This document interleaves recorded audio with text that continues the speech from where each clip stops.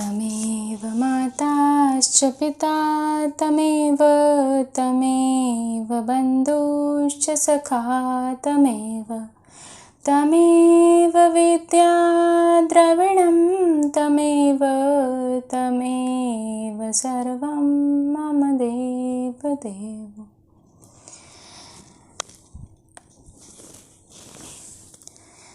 गीता के प्रथम अध्याय में हम श्लोक 10 तक पढ़ चुके हैं, जिसमें कि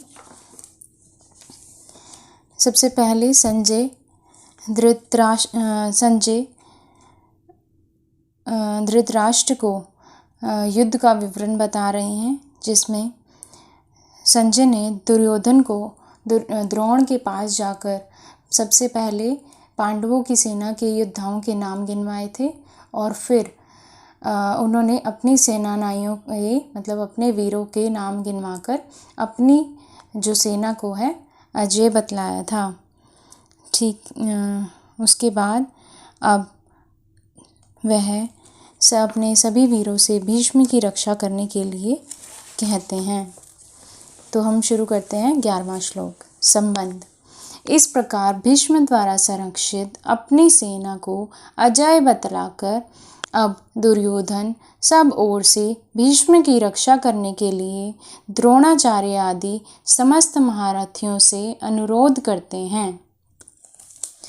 अयनेषु च सर्वेषु यदा भागमवस्थिता भीष्ममेवाभिरक्षन्तु भवन्तः सर्व एव हि। अर्थात इसीलिए सब मोर्चों पर अपनी अपनी जगह स्थित रहते हुए आप लोग सभी निसंदेह भीष्म पितामह की ही सब ओर से रक्षा करें। इस श्लोक का क्या तात्पर्य है? पितामह भीष्म अपनी रक्षा करने में सर्वथा समर्थ हैं। यह बात दुर्योधन भी जानते थे, परंतु भीष्म जाने पहले ही यह कह दिया था कि द्रुपद शिखंडी पहले स्त्री था, पीछे से पुरुष हुआ है। स्त्री रूप में जन्म होने के कारण मैं उसे अब भी स्त्री ही मानता हूँ। स्त्री जाति पर वीर पुरुष शस्त्र प्रहार नहीं करते, इसीलिए वह सामने आ जाएगा तो मैं उस पर शस्त्र प्रहार नहीं करूँगा।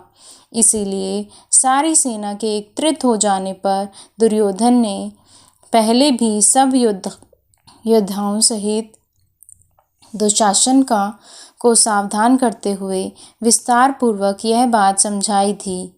यहाँ भी उसी भय की संभावना से दुर्योधन अपने पक्ष के सभी प्रमुख महारथियों से अनुरोध कर रहे हैं कि आप लोग भी जिस व्यूह द्वार मोर्चे पर नियुक्त हैं, सभी अपने अपने स्थान पर दृढ़ता के साथ डटे रहें और पूरी सावधानी रखें, जिससे किसी भी व्यूह द्वार से शिखंडी अपनी सेना में प्रविष्ट होकर भीष्म पितामह के पास न पहुंच जाए। सामने आते ही उसी समय शिखंडी को मार भगाने के लिए आप सभी महारथी प्रस्तुत रहें। यदि आप लोग शिखंडी से भीष्म को बचा सके तो फिर हमें किसी प्रकार का भय नहीं है। अन्याय महारथियों को पराजित करना तो भीष्म जी के लिए बड़ी आसान बात है। अगला दोहा। संबंध। दुर्योधन के द्वारा अपने पक्ष के महारथियों की विशेष रूप से भीष्म पितामह भीष्म की प्रशंसा किए जाने का वर्णन सुनाकर अब संजय की उसके बाद की घटनाओं का वर्णन करते हैं। तस्य संजनयन हर्षं कुरु वृद्ध पितामह सिंहनाद विध्वोनच्च शंखं दद्मो प्रतापवान। अर्थात कौरवों में वृद्ध बड़े प्रतापी पितामह भीष्म ने उस दुर्योधन के हृदय में हर्ष उत्पन्न करते हुए उच्च स्वर से सिंह की दहाड़ के समान गरज कर शंख बजाया। इस श्लोक का क्या भाव है? भीष्म पितामह गुरुकुल में ब्राह्मी को छोड़कर सबसे बड़े थे। कौरवों और पांडवों से इनका एक सा संबंध था और पितामह के नाते ये दोनों के ही पूज्य थे। इसीलिए संजय ने इनको कौरवों में वृद्ध और पितामह कहा है।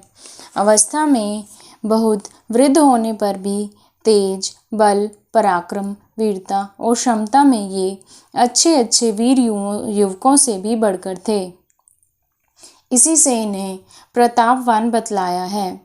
ऐसे पितामह भीष्म ने जब द्रोणाचार्य के पास खड़े हुए दुर्योधन को पांडव सेना देखकर चकित और चिंतित देखा, साथ ही यह भी देखा कि वे अपनी चिंता दबाकर योद्धाओं का उत्साह बढ़ाने के लिए अपनी सेना की प्रशंसा कर रहे हैं और द्रोणाचार्य आदि सब महारथियों को मेरी रक्षा करने के लिए अनुरोध कर रहे हैं, तब पितामह ने अपना प्रभाव दिखलाकर उन्हें प्रसन्न करने और प्रधान सेनापति की हैसियत से समस्त सेना में युद्धारंभ की घोषणा करने के लिए सिंह के समान दहाड़ मारकर बड़े जोर से शंख बजाया।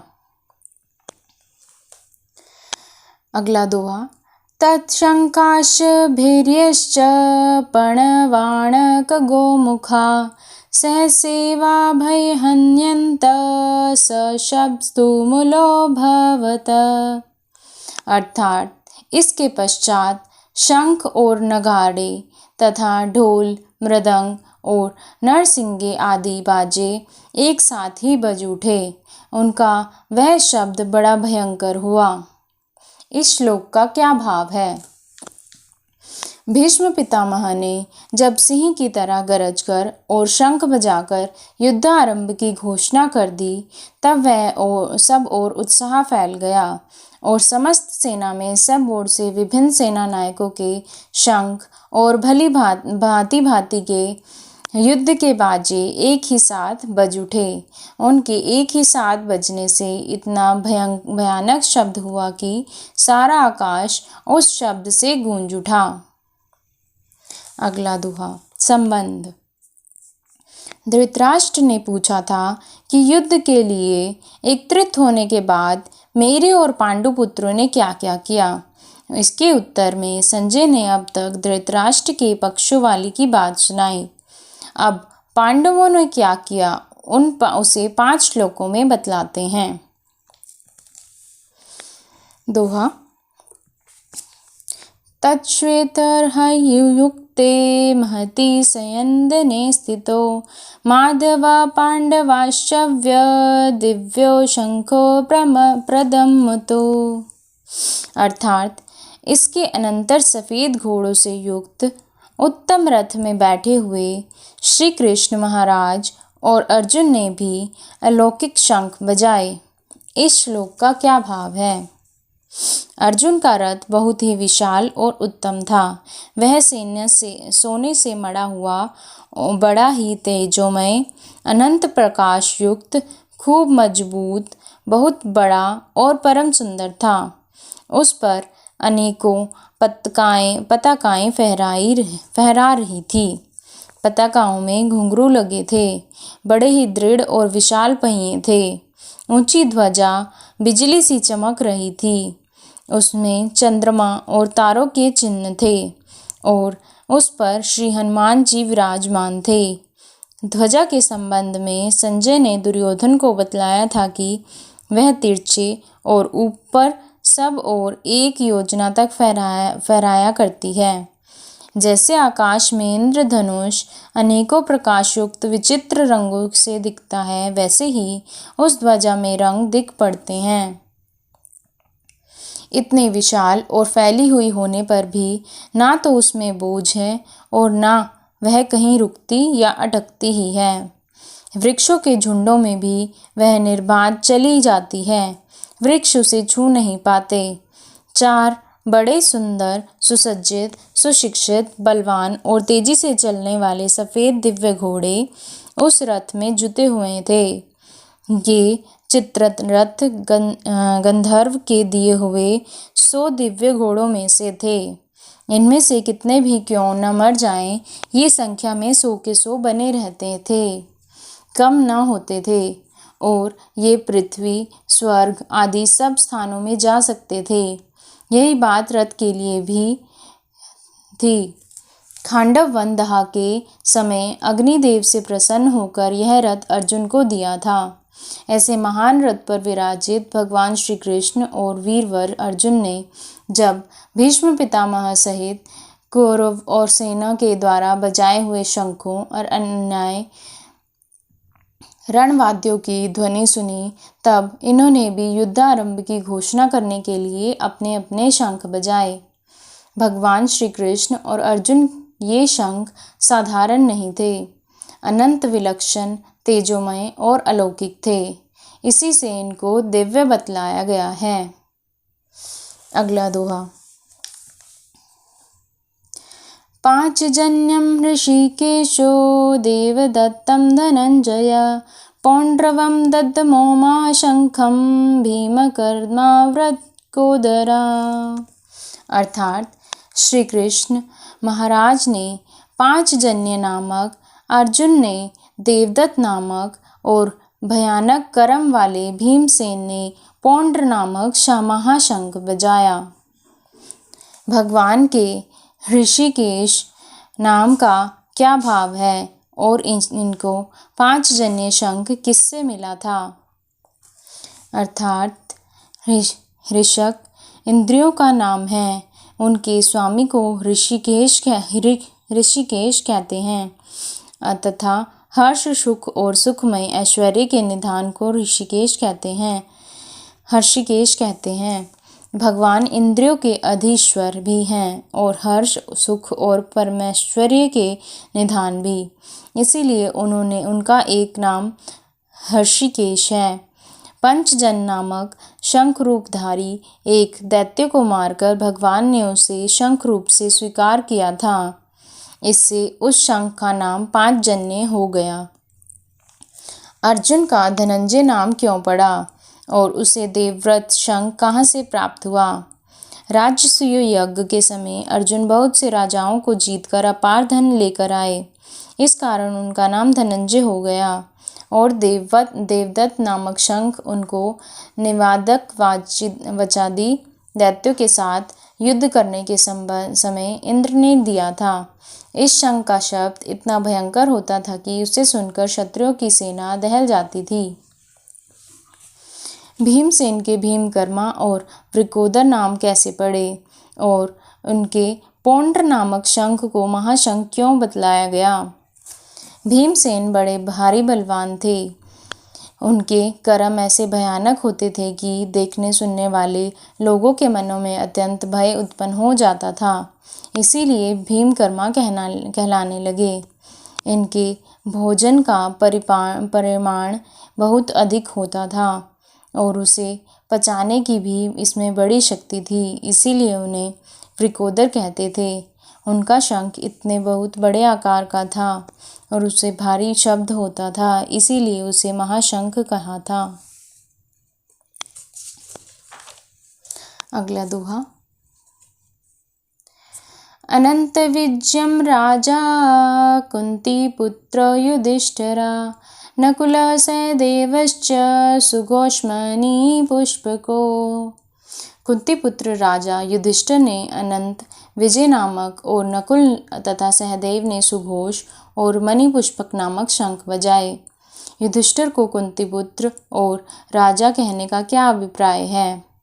महाराज पांडु के 5 पुत्रों में से युधिष्ठिर, भीम, अर्जुन और तो कुंती से उत्पन्न हुए थे और नकुल और सहदेव माद्री से। इस श्लोक में नकुल और सहदेव के नाम भी आए हैं। युधिष्ठिर और नकुल सहदेव की माताएं भिन्न भिन्न थी। इसी बात को जताने के लिए उन्होंने युधिष्ठिर को कुंती पुत्र कहा है और इस समय राजभ्रष्ट होने पर भी युधिष्ठिर ने पहले राजसूय यज्ञ में सब राजाओं पर विजय प्राप्त करके चक्रवर्ती साम्राज्य की स्थापना की थी। संजय को विश्वास है कि आगे चलकर भी वे राजा होंगे और इस समय भी उनके शरीर में समस्त राज चिन्ह वर्तमान हैं, इसीलिए उनको राजा कहा गया है। काश्यश्च परमेश्वाश्च शिखण्डी च महारथा दृष्टद्रुमो विराटश्च सात्याकिश्च पराजिता द्रुपदो द्रौपदेयाश्च सर्वशः पृथ्वीपते सौभद्रश्च महाबाहु शंखान् दद्मो पृथक पृथक। अर्थात श्रेष्ठ धनुष वाले काशीराज और महारथी शिखंडी एवं धृष्टद्युम्न तथा राजा विराट और अजय सात्यकी राजा द्रुपद एवं द्रौपदी के पांचों पुत्र और बड़ी भुजा वाले सुभद्रा पुत्र अभिमन्यु, इन सभी ने हे राजन सब ओर से अलग अलग शंख बजाए। प्रश्न, काशीराज धृष्टद्युम्न, विराट, सात्यकी, द्रुपद और द्रौपदी के पांचों पुत्र और अभिमन्यु का तो परिचय पहले ही प्रासंगिक रूप में मिल चुका था। शिखंडी कौन थे और इनकी उत्पत्ति कैसे हुई थी? शिखंडी और धृष्टद्युम्न दोनों ही राजा द्रुपद के पुत्र थे। शिखंडी बड़े थे, धृष्टद्युम्न छोटे। पहले सब राजा द्रुपद की कोई संतान नहीं थी।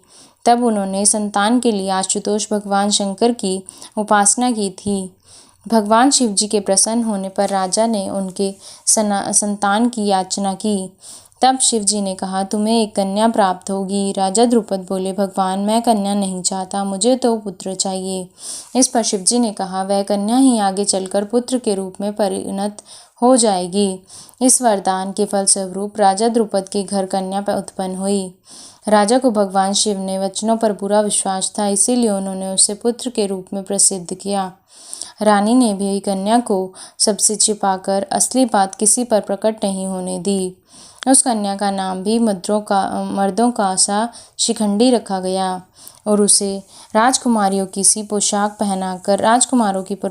पहनाकर यथाक्रम विधिपूर्वक विद्या अध्ययन कराया। समय पर दशान देश के राजा हिरण्यवर्मा की कन्या से उनका विवाह भी हो गया। हिरण्यवर्मा की कन्या जब ससुराल में आई तब उन्हें पता चला कि शिखंडी पुरुष नहीं है, वह स्त्री है। तब वह बहुत दुखित हुई और उसने सारा हाल अपनी दासियों द्वारा अपने पिता राजा हिरण्यवर्मा को कहला भेजा। राजा हिरण्यवर्मा को द्रुपद पर बड़ा ही क्रोध आया और उसने द्रुपद पर आक्रमण करके उसे मारने का निश्चय कर लिया। इस संवाद को पाकर राजा द्रुपद युद्ध से बचने के लिए देवाराधन करने लगे।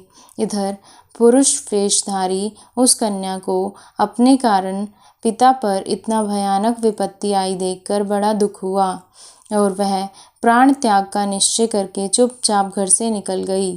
वन में उसकी स्थूनाकर्ण नामक एवं ऐश्वर्यवान यक्ष से भेंट हुई। यक्ष ने दया करके कुछ दिनों के लिए उसे अपना पुरुषत्व देकर बदले में उसका स्त्रीत्व ले लिया। इस प्रकार शिखंडी स्त्री से पुरुष हो गया और अपने घर पर आकर माता पिता को आश्वासन दिया और ससुर हिरण्यवर्मा को अपने पुरुषत्व की परीक्षा देकर उन्हें शांत कर दिया। पीछे से कुबेर के शाप से स्थूनाकर्ण जीवन पर स्त्री रह गए। इससे शिखंडी को पुरुषत्व लौटाना नहीं पड़ा और वे पुरुष बने रहे। भीष्म पितामह को यह इतिहास मालूम था, इसी से वे उन पर शस्त्र प्रहार नहीं करते थे। वे शिखंडी भी बड़े शूरवार महारथी योद्धा थे। इन्हीं को आगे करके अर्जुन ने पितामह भीष्म को मारा था। इन सभी से अलग अलग शंख बजाए इस कथन में क्या खास बात है? सर्वस्व शब्द के द्वारा संजय यह दिखलाते हैं कि श्री कृष्ण, पांचों पांडव और काशीराज आदि प्रधान योद्धाओं के जिनके नाम दिए गए हैं, अतिरिक्त पांडव सेना में भी जितने भी रथी, महारथी और अतिरथी वीर थे, सभी ने अपने अपने शंख बजाए। यह खास बात है। अगला दोहा। संबंध। भगवान श्री कृष्ण और अर्जुन के पश्चात पांडव सेना के अन्य शूरवीरों द्वारा सब ओर शंख बजाए जाने की बात कहकर अब उस शंख ध्वनि का क्या परिणाम हुआ उसे संजय बतलाते हैं। सघोषो धृतराष्ट्राणां हृदयानि वदारयत् नभश्च पृथ्वी चैव तुमुलो व्यनुनादयन्। अर्थात उस भयानक शब्द ने आकाश और पृथ्वी को भी गुंजाते हुए धृतराष्ट्रों के यानी आपके पक्ष वालों के हृदय विदीर्ण कर दिए। इस श्लोक का क्या भाव है? उत्तर, पांडव सेना में समस्त वीरों के द्वारा शंख एक ही साथ बज उठे, तब उनकी ध्वनि इतनी विशाल, गहरी, ऊंची और भयानक हुई कि समस्त आकाश और पृथ्वी उससे व्याप्त हो गए। इस प्रकार सब ओर से उस घोर ध्वनि के फैलने से सर्वत्र उसकी प्रतिध्वनि उत्पन्न हो गई, जिससे पृथ्वी और आकाश गूंजने लगे। उस ध्वनि को सुनते ही दुर्योधन आदि धृतराष्ट्र पुत्रों के और उनके पक्ष वाले अन्य योद्धाओं के हृदयों में महान भय उत्पन्न हो गया। उनके कलेजे से इस प्रकार पीड़ित हो गए कि मानो किसी ने चीर डाला हो। श्री परमात्मने नमः।